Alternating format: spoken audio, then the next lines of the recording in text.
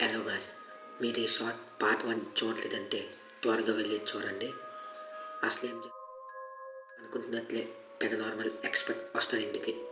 Check చేస్తారు. ఎటువైపు చూసినా నెగిటివ్ ఎనర్జీస్ ఏమి కనిపించట్లేదు, కానీ నెగిటివ్ ఎనర్జీ ఉందండి. అర్థం కాలేదా? చెప్తానండి.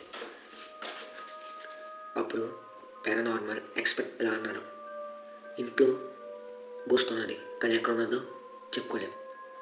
అప్పుడు పేరెంట్స్ అర్థం కాక అంటే అని అడిగారు. అప్పుడు చెప్పారు, ఇంటి బేస్మెంట్ ఏమైనా ఉందంటే పేరెంట్స్కి తెలియదు కదా, లేదనేసారు.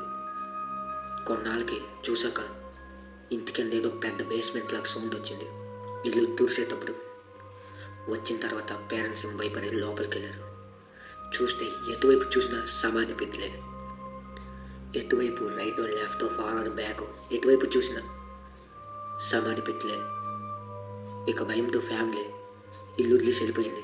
అప్పటి నుంచి ఫిలిప్స్కి కొంచెం డల్ అయిపోయి ఎలా పడతలు ఉండిపోయినాడు. అప్పుడు ఈ కథ విన్న బాయ్తో తెలియదు. ఆయన పేరు రాయ్ గ్యార్థన్ అనే ఒక పోయెట్ రాశాడు ఈ కథ మొత్తం.